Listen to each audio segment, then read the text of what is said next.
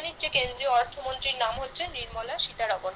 তিনি ত্রিপুরার মহিলাদের জন্য লঞ্চ করলেন মাই পেড মাই রাইট। চলে যাচ্ছি পরের কোশ্চেন, 11 নম্বর প্রশ্ন। প্রধানমন্ত্রী জনধন যোজনা, সবাই জানো যে একটা যোজনা, যেটা প্রধানমন্ত্রীর খুব বড় একটা যোজনা, যেটা সবাই নামটা শুনেছো, যে জনধন যোজনা। এই যোজনাটা 7 বছর সম্পূর্ণ করলো। এটি লঞ্চ করা হয়েছিল কত সালে? এখন এটা 7 বছর সম্পূর্ণ হলো, মানে এটা লঞ্চ করা হয়েছিল 2014 সালের 28শে আগস্ট। তাহলে প্রধানমন্ত্রী জনধন যোজনা, কোয়েশ্চেনটা এভাবে আসতে পারে যে প্রধানমন্ত্রী জনধন যোজনা প্রথম লঞ্চ করা হয়েছিল কত সালে, বা কত সাল থেকে প্রধানমন্ত্রী জনধন যোজনা শুরু করে? তো 2014 সালের 28শে আগস্ট থেকে। নেক্সট, আজকে শেষ কোয়েশ্চেন, 12 নম্বর প্রশ্ন। বেকার যুব সম্প্রদায়ের জন্য মেরা কাম মেরা মান যোজনা লঞ্চ করলো কোন রাজ্য? পাঞ্জাব লঞ্চ করেছে। বেকার যুব সম্প্রদায়ের জন্য মেরা কাম মেরা মান লঞ্চ করলো পাঞ্জাব। কারোর কোনো প্রশ্নটা মিস গেছে, যে যেটা লিখতে পারোনি বা বুঝতে পারোনি? ম্যাম ফার্স্ট কোশ্চেনটা কি ছিল সেটা যদি একটু বলেন। টোকিও প্যারা অলিম্পিক 2020-তে শুটিং এ অবনী লেখারা কোন পদক পেলেন? অবনী লেখারা যে পদকটা পেয়েছিলেন সেটার নাম, মানে সেটা কোন পদক ছিল? সোনা ছিল। কোশ্চেনটা কিন্তু এভাবে ঘুরিয়েও আসতে পারে যে টোকিও প্যারা অলিম্পিক 2020-তে শুটিং এ সোনা পেলেন কে? তখন কিন্তু আনসারটা হবে অবনী লেখারা। মানে পুরো লাইনটা তোমাদেরকে মনে রাখতে হবে, যেমন ভাবে খুশি কোশ্চেনটা আসতে পারে একটা জায়গা থেকে। আর কারোর কোনো প্রশ্ন? এখনো পর্যন্ত প্যারা অলিম্পিকে তো মোট 2টো গোল্ড পেয়েছে। তো এখনো পর্যন্ত প্যারা অলিম্পিকে 2টো গোল্ড পেয়েছে। এর আগে কে গোল্ড পেয়েছে বলো? সেটা আমার এক্সাক্ট মনে নেই।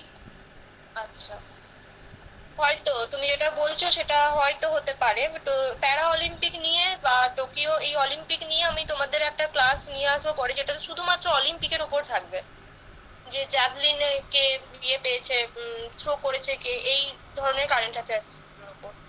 ঠিক আছে, যেটা শুধুমাত্র অলিম্পিকের উপর থাকবে, সে অডিও আকারে হোক বা আমি ক্লাসে তোমাদের হোক করিয়ে দেবো।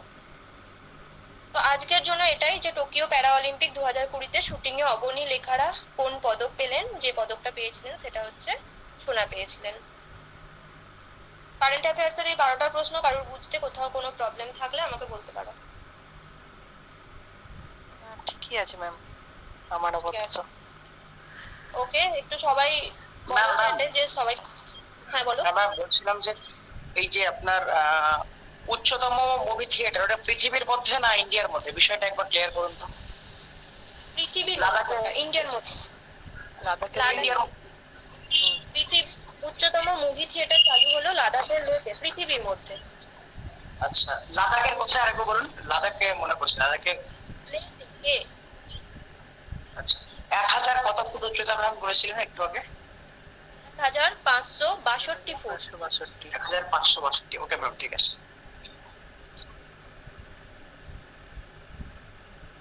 তোমাদের আর কারোর কোনো প্রশ্ন নেই তো? তাহলে আমি নেক্সট ইকোনমির জন্য ক্লাসটা এগোতে পারি।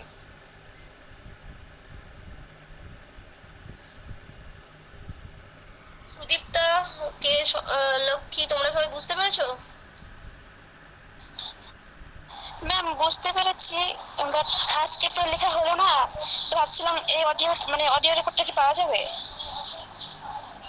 আচ্ছা, আমি আমার টাইম মতো পাঠিয়ে দেবো। মানে পাওয়া যাবে বলতে আমি একটু ব্যস্ত থাকি তোমরা জানো, কিন্তু আমি টাইম পেলে আমি পাঠিয়ে দেবো অডিও রেকর্ড।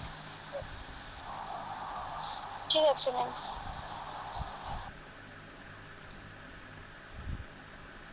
তো কারেন্ট অ্যাফেয়ার্স এর এই 12টা প্রশ্নই তোমরা তৈরি করবে।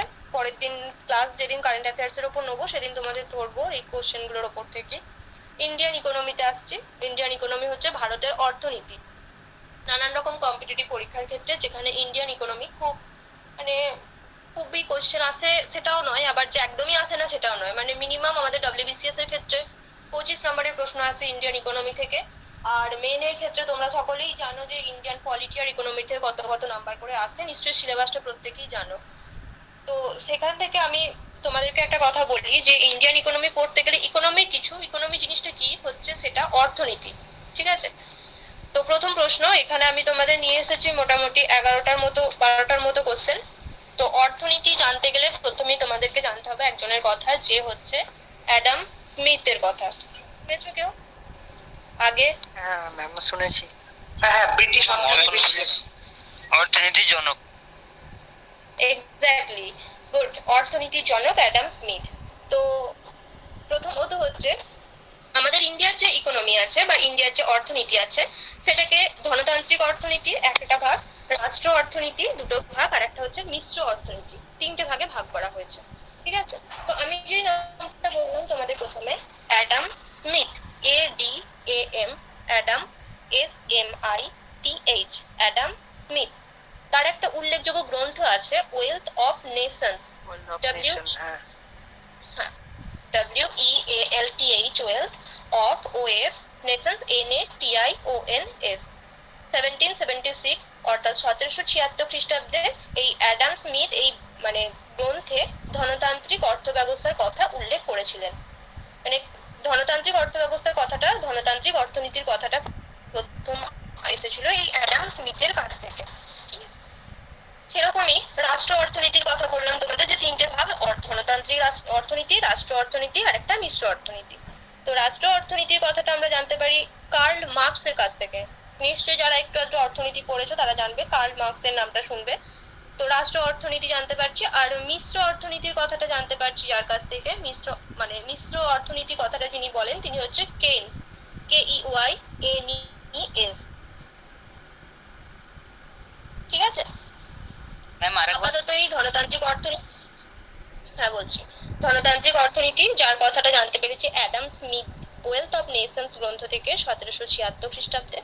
রাষ্ট্র অর্থনীতির কথাটা জানতে পারি জার্মানি দার্শনিক কার্ল মার্কস, কার্ল ময়াকার, কয় দন্তস্বয় রেপ, মার্কস, 1818 থেকে 1883 সালে। সালগুলো অতটা ইম্পর্টেন্ট নয়, শুধু একমাত্র ওই ওয়েলথ অফ নেশনস গ্রন্থটা কত সালে প্রকাশিত হয়েছে, কত সালে, ওই 1776 সালটা খুব ইম্পর্টেন্ট। ঠিক আছে, আর এটা গেল রাষ্ট্র অর্থনীতি। আর এরপর আছে মিশ্র অর্থনীতি, যেনার নামটা জানতে পারি যার কাছ থেকে, কেইনস এর কাছ থেকে, কয়কার হস্যই দন্তন্য হস্যই, KEYNES। ক্লিয়ার? বুঝতে পেরেছো প্রত্যেকে?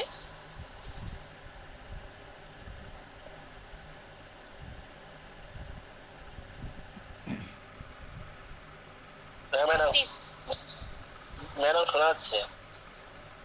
ওকে, তো প্রথম প্রশ্ন ইন্ডিয়ান ইকোনমি থেকে বলি, যে এটা প্রথমটা হচ্ছে ইকোনমি সম্বন্ধে একটু ধারণা, এরপর আরো অনেক কিছু আছে যেটা সেক্টর অফ অ্যান ইকোনমি, মানে ইকোনমির যে বিভিন্ন সেক্টর হয়, প্রাথমিক সেক্টর হয়, মধ্যম সেক্টর হয়, তৃতীয় ক্ষেত্র হয়, মানে প্রথম ক্ষেত্র হয় যেটা প্রাইমারি সেক্টর, এগ্রিকালচার সেক্টর যেটাকে বলে, মধ্যম ক্ষেত্র হয়, আর একটা পরিষেবা বা তৃতীয় ক্ষেত্র হয়। তো এই প্রাথমিক ক্ষেত্রের মধ্যে, মানে প্রাথমিক ক্ষেত্র কাকে বলে না, সেই সকল অর্থনৈতিক কার্যকলাপ বলতে বোঝায় যে প্রাকৃতিক সম্পদের সরাসরি ব্যবহার করা হয় যেগুলো, সেটাকেই বলা হচ্ছে প্রাথমিক ক্ষেত্র। আর মধ্যম ক্ষেত্র কোনটা? প্রাথমিক আর কৃষি ক্ষেত্রের উৎপাদিত পণ্যের কাঁচামাল হিসাবে যেটা ব্যবহার করা হয়, যেমন ব্রেড। তোমরা জানো যে ব্রেড বা বিস্কিট এগুলো কিন্তু মানে এটা নয় যেমন ধরো তোমরা চাল বা ধানটার থেকে কিছু বানাতে পারছো, যে ধানটার থেকে চালটা পাচ্ছ, ঠিক সেরকমই ব্রেড বা বিস্কিট কিন্তু কোনো জমিতে বা গাছের ফল নয়, সেগুলো কিছু করে বের হচ্ছে। মানে কি, প্রাথমিক বা কৃষি ক্ষেত্রের উৎপাদিত পণ্যকে কাঁচামাল হিসাবে ব্যবহার করা হচ্ছে এই ব্রেড বা বিস্কিট জিনিসটাকে। আর পরিষেবা ক্ষেত্র কোনটা? যেটা পরিষেবা দেয়া হচ্ছে। পরিষেবা বলতে বোঝায় সেই সকল অর্থনৈতিক কার্যকলাপ যেখানে নানান রকম পরিষেবা উৎপাদিত হয়, যেমন এডুকেশন একটা পরিষেবা ক্ষেত্র, ব্যাংকিং সেক্টরটা একটা পরিষেবা ক্ষেত্র, ইন্স্যুরেন্স, মানে এগুলো কি তোমাদেরকে পরিষেবা দিচ্ছে, সেই জন্য এগুলোকে পরিষেবা ক্ষেত্র বা তৃতীয় ক্ষেত্র বলা হয়। প্রাথমিক ক্ষেত্র মানে হচ্ছে যে জিনিসটা অর্থনৈতিক কার্যকলাপকে বোঝায়, যেখানে প্রাকৃতিক সম্পদের সরাসরি ব্যবহার করা হয় সেটাই, যেমন এগ্রিকালচার, ফরেস্ট্রি, ফিশিং, এগুলোকে বলা হচ্ছে।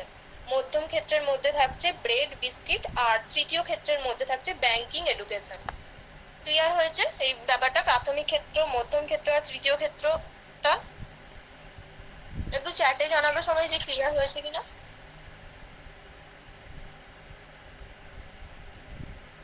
ম্যাডাম শোনা যাচ্ছে? হ্যাঁ বোঝা যাচ্ছে। বুঝতে পেরেছো ব্যাপারটা? হ্যাঁ ম্যাডাম। ম্যাম মধ্যম ক্ষেত্রটা একটু বলুন। প্রথম ক্ষেত্রে হচ্ছে ব্রেড বা বিস্কিট এই টাইপের কিছু জিনিস, কিন্তু মধ্যমটা একবার বলুন। আর থার্ড স্টেজটা হচ্ছে ব্যাংকিং যে ফিনান্সিয়াল ডেভেলপ, সেটা মধ্যমটা কি হবে? ওকে, তো প্রাথমিক না, ব্রেড বিস্কিট যেটা বলছি সেটাই মধ্যম ক্ষেত্র। প্রাথমিক ক্ষেত্র যেটা হচ্ছে ফরেস্ট্রি, ফিশিং, এই জিনিসটা যেটা একদম এগ্রিকালচার মানে চাষ থেকে, যেটা চাষবাস থেকে পাচ্ছি, একদম প্রথম থেকে যেটা পাচ্ছি সেটাই হচ্ছে প্রাথমিক ক্ষেত্র। ওই প্রথম থেকে যে জিনিসগুলো পাচ্ছি সেটাকে নিয়ে যখন কাজটা করা হচ্ছে সেটা হচ্ছে মধ্যম ক্ষেত্র। মানে একটা ধান হলো, গাছে ফলেছে ধানটা, ঠিক আছে, ধানটার থেকে নিয়ে চালটা হচ্ছে, চালটাকে গুঁড়িয়ে তারপর যে যে জিনিসগুলো তৈরি করা হচ্ছে, বিস্কিট বলো, কেক বলো, বা চালের আরো জিনিসপত্র বলো, সেই জিনিসগুলো মানে প্রথম যেটা হচ্ছে সেটা প্রাথমিক ক্ষেত্রের মধ্যে চলে যাচ্ছে। আর মধ্যমটা হচ্ছে প্রাথমিক বা কৃষি ক্ষেত্রের উৎপাদিত পণ্যকে যখন কাঁচা মাল হিসাবে ব্যবহার করা হচ্ছে। ব্রেড, বিস্কিট এই উদাহরণটা মধ্যম ক্ষেত্রের মধ্যে পড়বে। আর এগ্রিকালচার, ফরেস্ট্রি এই উদাহরণগুলো প্রাথমিক ক্ষেত্রের মধ্যে পড়বে। আর থার্ড হচ্ছে বা তৃতীয় ক্ষেত্র হচ্ছে এডুকেশন, ব্যাংকিং, ট্যুরিজম, এই জিনিসগুলো থার্ড ক্ষেত্রের মধ্যে বা তৃতীয় ক্ষেত্রের মধ্যে পড়বে। ক্লিয়ার হয়েছে? অনিকুল, ক্লিয়ার হয়েছে? হ্যাঁ ম্যাম। ওকে, তো প্রশ্ন দেখো, ভারতের অর্থনৈতিক সমীক্ষা কে প্রকাশ করেন? ভারতের অর্থনৈতিক সমীক্ষা প্রকাশ করেছেন কেন্দ্রীয় অর্থমন্ত্রক। কেন্দ্রের যে অর্থমন্ত্রক তিনি ভারতের অর্থনৈতিক সমীক্ষাকে প্রকাশ করেন। প্রথম প্রশ্ন। 2 নম্বর প্রশ্ন, নাবার্ড কোন পঞ্চবার্ষিকী পরিকল্পনায় গড়ে ওঠে? খুব ইম্পর্টেন্ট কোশ্চেন, খুবই। ডব্লিউবিসিএস প্রিভিয়াস ইয়ারেও এসেছে বা পিএসসির বিভিন্ন প্রশ্নতেও এসেছে। নাবার্ড কোন পঞ্চবার্ষিকী পরিকল্পনায় গড়ে ওঠে? ষষ্ঠ পরিকল্পনায় গড়ে ওঠে নাবার্ড। পঞ্চবার্ষিকী পরিকল্পনা নিয়ে যখন চ্যাপ্টার ওয়াইজ পড়ানো হবে তখন পঞ্চবার্ষিকী পরিকল্পনার মধ্যে কি কি আছে বুঝতে পারবে, কিন্তু এখন এটা জেনে রাখো যে নাবার্ড হয় ষষ্ঠ পঞ্চবার্ষিকী পরিকল্পনায় গড়ে উঠেছে। Next question, very important, Ashok Mehta committee গঠিত হয় কবে? কেউ বলতে পারবে কবে গঠিত হয় অশোক মেহতা কমিটি?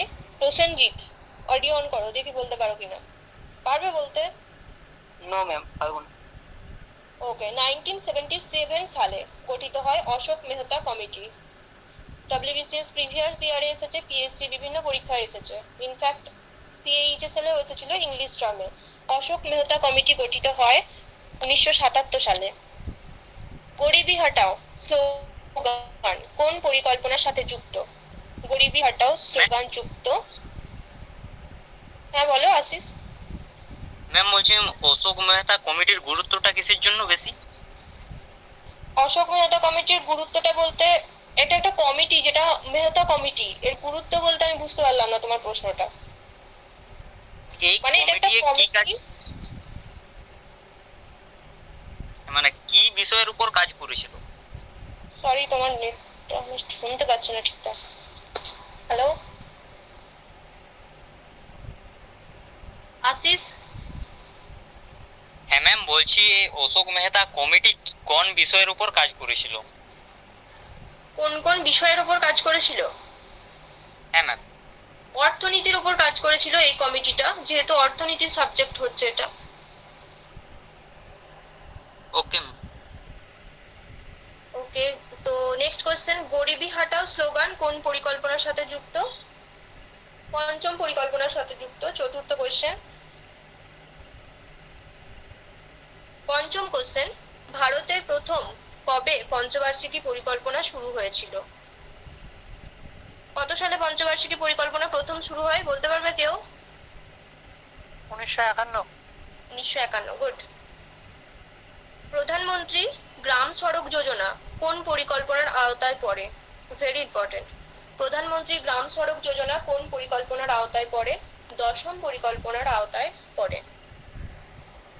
বোম্বে অ্যাসোসিয়েশন কবে প্রতিষ্ঠা হয় বলতে পারবে কেউ? বোম্বে অ্যাসোসিয়েশন কবে প্রতিষ্ঠা হয়েছিল?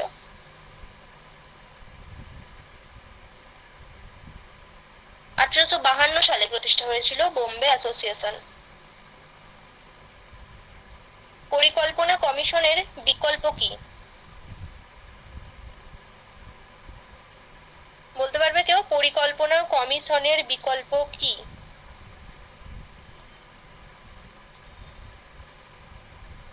রেসপন্স নেই কেন? অপর্ণা। ওকে, পরিকল্পনা কমিশনের বিকল্প হলো নীতি আয়োগ, প্ল্যানিং কমিটি। নীতি আয়োগ হচ্ছে পরিকল্পনা কমিশনের বিকল্প। এরপর বিভিন্ন লেখক যারা বই লেখে তারা মানে যারা বই লেখে তাদের নামগুলো আমাদের মনে রাখতে হয় ইকোনমির ক্ষেত্রে বা কারেন্ট অ্যাফেয়ার্স এর ক্ষেত্রেও এটা খুব কাজে লাগে। সেরকম একটা বই planned economy of India, economy নিয়ে লেখা প্ল্যান্ড ইকোনমি অফ ইন্ডিয়া। এর বইটার লেখককে দাদাভাই Naoroji, PLANNED, planned economy ECONOMY of India, INDIA। লেখক দাদাভাই Naoroji. Planning economy of India বইটি কে লেখেন? প্ল্যান্ড ইকোনমি অফ ইন্ডিয়া আলাদা, are planning of India, planning economy of India বইটি লিখেছিলেন এম বিশ্বেশ্বরাইয়া। এম বিশ্বেশ্বরাইয়া। বয়হস্যই তালবস্যই বয় ইকার দন্তস্য রয়া অশ্বই অন্তস্তয়া। ভারতের অর্থনীতিকে কি বলা হয়? উন্নয়নশীল অর্থনীতি হচ্ছে ভারতের অর্থনীতি। ঠিক আছে? কারণ কোনো বলছি concept আপনার নিশ্চয়ই- কথাগুলো কেটে কেটে আসতেছে। হ্যাঁ, শুনতে পাচ্ছ? কোন জায়গা থেকে শুনতে পাওনি তুমি? মুখলেশা বলো। ওই যে বানানটা বলছিলেন, বানান থেকেই হয়েছে।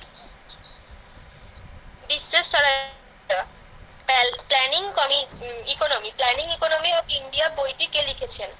এম বিশ্বেশ্বরাইয়া। বয়হস্যই তালবস্যই বয়ে একার দন্তস্য রয়াকার হস্যই অন্তস্তয়ে আকার। এম বিশ্বেশ্বরাইয়া। মুখলেশা ক্লিয়ার হয়েছে? হ্যাঁ ম্যাম, থ্যাংক ইউ। ওকে, মাঝখানে আর কারোর কোনো কোশ্চেন বুঝতে পারোনি এরকম আছো যে বুঝতে পারোনি বা লিখছো যারা লিখতে পারোনি?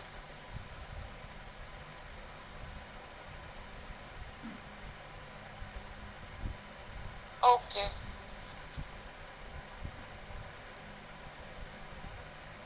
ঠিক আছে, আমি একটু ধরছি এখান থেকে। হ্যাঁ, তোমরা যারা লিখছো বা যারা বলছি শুনলে যে নীতি আয়োগটা যদি একটু বলেন, নীতি আয়োগটা অ্যাকচুয়ালি কি? আমি তোমার কথাটা বুঝতে পারছি না, আরেকবার বলো। বলছি যে নীতি আয়োগ নিয়ে একটু আগে একটা প্রশ্নের উত্তর দিলেন, তো ওই নীতি আয়োগ সম্বন্ধে আমি জানতে চাইছি যে ওটা অ্যাকচুয়ালি কি, মানে কি? নীতি আয়োগ নিয়ে জানতে চাইছো? নীতি আয়োগটা কি বলতে ইকোনমি এরকম অনেক জিনিস আছে যে জিনিসগুলো, যেমন এই অশোক মেহতা কমিটি, গরিবি হাটাও স্লোগান, মানে বিভিন্ন অর্থনৈতিক যেগুলো টার্ম যেগুলোকে বলে। ঠিক আছে? হুম। শুনতে পাচ্ছ আমার কথাটা? হ্যাঁ, শোনা যাচ্ছে ম্যাম। হ্যাঁ, যেটা যেখানে এই টার্মগুলো ইউজ করা হয়, প্ল্যানিং কমিটিটাকেই না নীতি আয়োগ কমিটি বা নীতি আয়োগ বলা হচ্ছে। আচ্ছা, কত নম্বরের প্রশ্নতে আমি নীতি আয়োগটা বলেছি বলো তুমি? ওটা 6, মেবি 6 হতে পারে। গ্রাম সড়ক যোজনা। নীতি আয়োগ যেটা, সেটা ওই প্ল্যানিং কমিশন বা প্ল্যান কমিটি এর উপরে ইয়ে করে, মানে পরিকল্পনা কমিশন, পরিকল্পনা কমিশন। মানে পরিকল্পনা কমিশন, যে কমিশনটা পরিকল্পনা কমিশন, তারই বিকল্প হচ্ছে নীতি আয়োগ বা প্ল্যানিং কমিটি। আচ্ছা আচ্ছা, বুঝতে পেরেছো? ম্যাম। আর কারোর কোথাও কোনো প্রশ্ন আছে?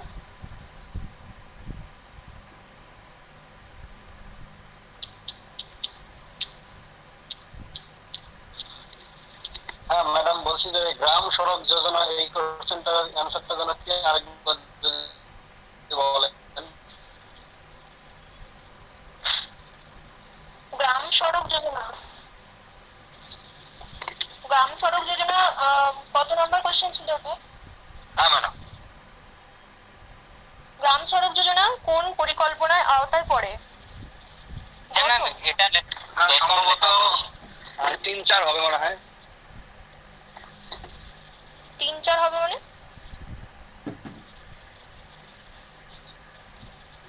সরি, বুঝতে পারছি না তোমার কথাটা, আরেকবার বলো।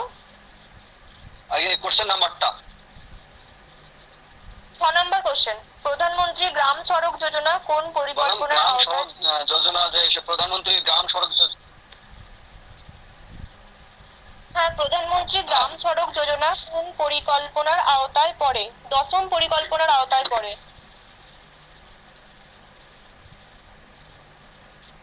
ঠিক আছে ম্যাডাম, ধন্যবাদ।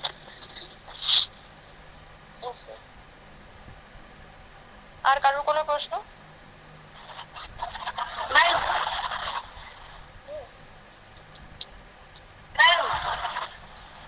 বলো।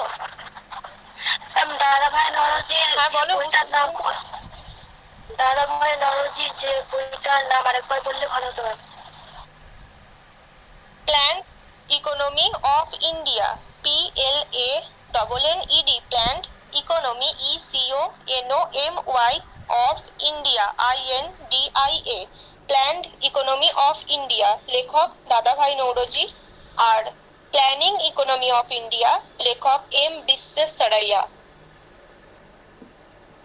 ক্লিয়ার হয়েছে এটা? হ্যাঁ ম্যাম। ওকে, আর কারো কোনো প্রশ্ন আছে?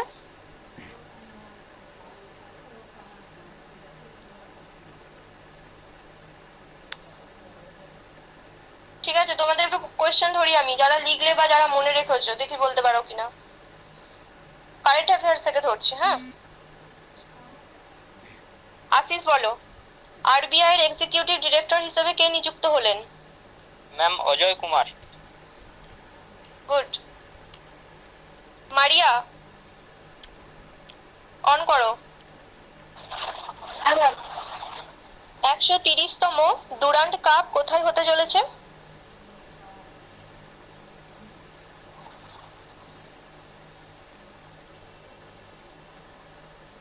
ম্যাম মনে পড়ছে না। ওকে, ভজন তোমার মনে আছে 130তম ডুরান্ড কাপ কোথায় হতে চলেছে? না ম্যাডাম, এটা ঠিক মনে পড়ছে না। কে বলতে পারবে অ্যানসারটা? ম্যাম আমি বলবো, হ্যাঁ বলো। কলকাতা। কলকাতা, গুড।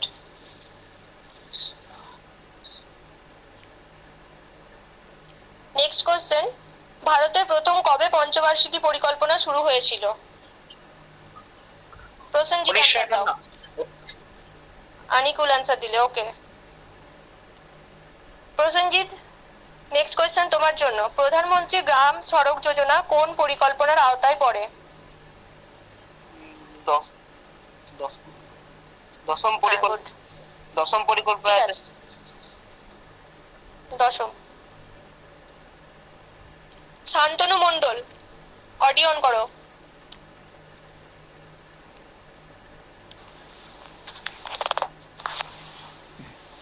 বোম্বে অ্যাসোসিয়েশন কবে প্রতিষ্ঠা হয়?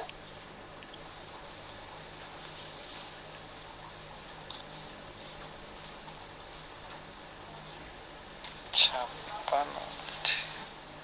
1852 সালে। 1852 সালে বোম্বে অ্যাসোসিয়েশন প্রতিষ্ঠা হয়। লক্ষ্মী সরকার, অডিও অন করো।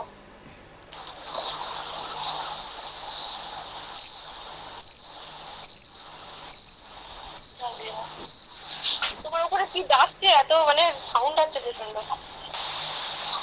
ওকে, ভারতের অর্থনৈতিক, ম্যাম আসলে আমরা দুজন,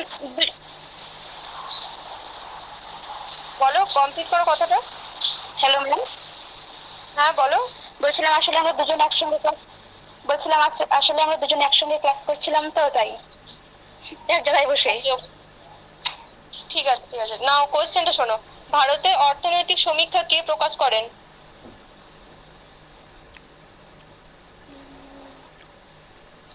মনে পড়ছে না। প্রথম কোয়েশ্চেন, ইকোনমি শুরু, মানে প্রথম কোয়েশ্চেন বলতে 1 নম্বর প্রশ্ন ছিল এটা। ভারতের অর্থনৈতিক সমীক্ষা প্রকাশ করেছিলেন কেন্দ্রীয় অর্থ মন্ত্রক। ও হ্যাঁ, কেন্দ্রীয় অর্থমন্ত্রক। অপর্ণা, অডিও অন করো। প্ল্যানিং ইকোনমি অফ ইন্ডিয়া বইটি কে লিখেছেন?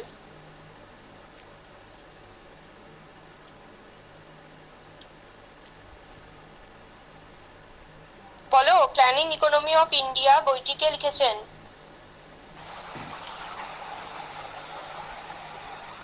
আমার মনে হচ্ছে না। কে বলতে পারবে? বলবো। তাড়াতাড়ি বলো। আমি বলি দাদা ভাই দাদাভাই নরজি ম্যাম। না দাদাভাই না না, ওটা কোন একটা সুরাইয়া আছে, দাদা ভাই নরজি তো মিসেস সারাইয়া। এম এন এ না কি সব ছিল না ওইটা, ওনার নামটা। ওকে, অডিওগুলো এবার অফ করো, আমি বলছি। এক্স্যাক্টলি, এম বিশ্বেশ্বরাইয়া হচ্ছে প্ল্যানিং ইকোনমি, আর প্ল্যান্ট হচ্ছে দাদাভাই নওরোজি। গুড, খুব সুন্দর তোমরা মনে রেখেছো বা লিখেছো, যারা করেছো খুব সুন্দর হয়েছে। তো আরেকটু কারেন্ট অ্যাফেয়ার্স এর দিকে যাই, ধরে নি।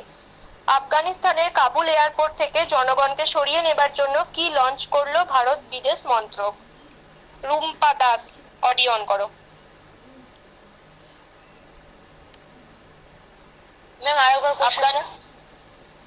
আফগানিস্তানের কাবুল এয়ারপোর্ট থেকে জনগণকে সরিয়ে নেবার জন্য কি লঞ্চ করলো ভারতীয় বিদেশ মন্ত্রক? কারেন্ট অ্যাফেয়ার্স এর কোশ্চেন এটা। ম্যাম এটা মনে পড়ছে না।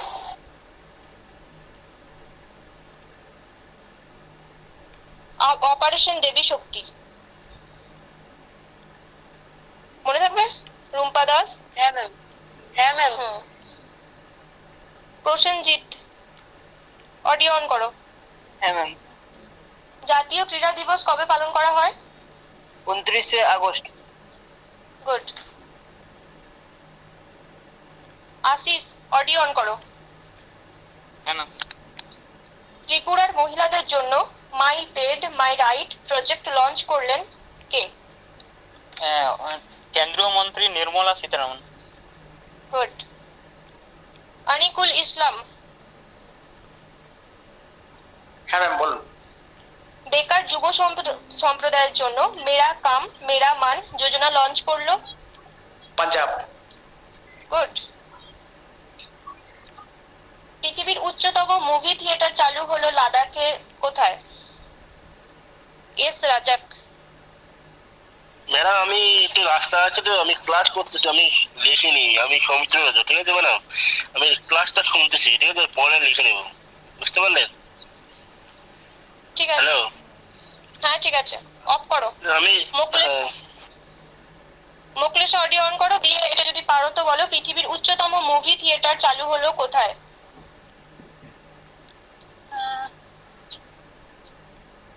মুখে আসছে না ম্যাম। কি? আমি লিখি নাই তো, লিখতে তো পাচ্ছি না, মানে শুনে শুনে এটা তো। ম্যাম বলবো? হ্যাঁ বলো। লাদাখের লেতে। উচ্চতা? উচ্চতা হ্যাঁ, বলবো। 1562। বলে দিস। Good. হ্যাঁ বলে দিয়েছে। তো আর নিশ্চয়ই কারোর কোথাও বুঝতে কোনো অসুবিধা হয়নি? ইকোনমি বা কারেন্ট অ্যাফেয়ার্স এর এই যে কোয়েশ্চেন গুলো বললাম বা তোমাদেরকে ধরলাম, সেগুলোতে তোমরা খুব ভালো মানে লিখেছো বা যে শুনেছো খুব ভালোভাবে মনে রেখেছো। তো আজকের ক্লাস এই পর্যন্তই, ক্লাসটা কমপ্লিট। তোমরা আস্তে আস্তে লিভ নিয়ে নাও। যদি কারো কোনো প্রবলেম থাকে তোমরা অবশ্যই গ্রুপে জানাবে, ভয়েস মেল করবে, আমি আমার টাইমলি তোমাদেরকে অ্যান্সার দিয়ে দেবো। Thank you so much for class. Okay ma'am, thank you. Okay ma'am, thank you. Thank you ma'am.